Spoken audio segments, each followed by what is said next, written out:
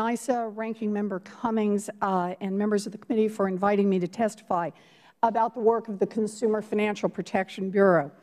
We appreciate the committee's important oversight role and welcome the opportunity to respond to your interest in how the Bureau is being organized and operating. Let me begin by assuring the committee that at the CFPB we are working nonstop to build an effective organization with the goal of making consumer financial markets work better for consumers and work better for financial services providers.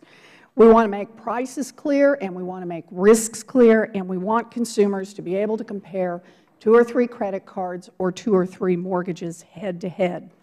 We are opposed to complicated forms and fine print.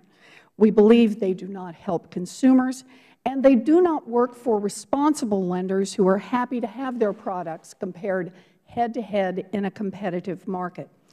At the end of the day, we think every consumer should have the basic information they need to answer 2 basic questions.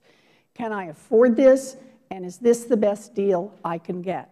That's how markets are supposed to work, and that's where this new agency is headed. We have all seen the consequences of a regulatory system in which no single regulator has the authority and the comprehensive tools necessary to ensure that consumer financial markets work for American families. For years, we have seen the growth of fine print that hides important and complex terms, fine print that makes it almost impossible for consumers to know what they're really getting into before they sign on the dotted line.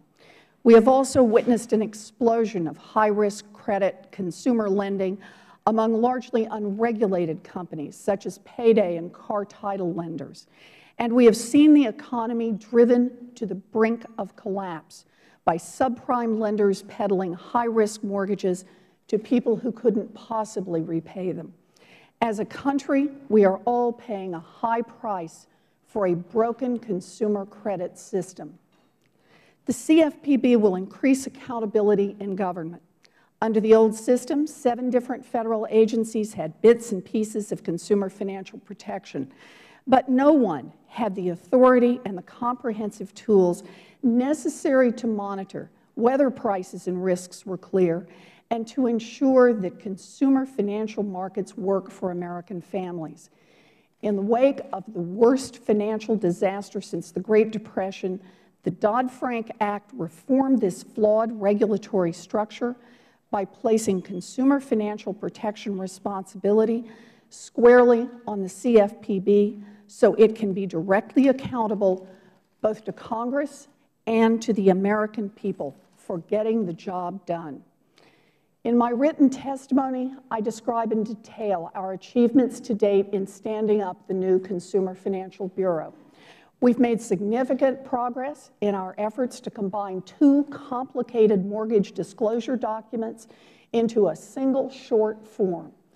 We are laying the groundwork to supervise non-bank lenders, which will give better protection for all families and help level the playing field between banks and other kinds of lenders.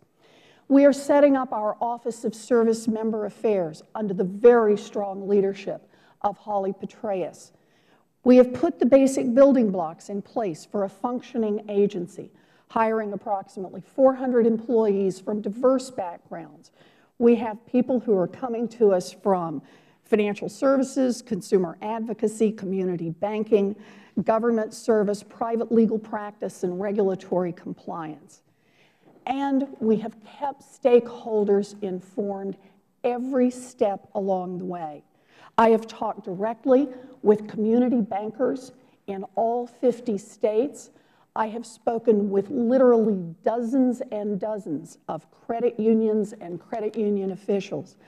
I have also spoken with big bank executives, with trade associations, with government watchdog groups, and with consumer advocates across the country. I am pleased to report that our various initiatives on improving mortgage forms, supervising non-bank credit businesses, and setting up a strong military service office have received widespread support from both individuals and groups across this country. In my written testimony, I also describe in detail the steps Congress has taken to provide meaningful oversight over the CFPB and to make sure that it remains accountable both to Congress and to the American people.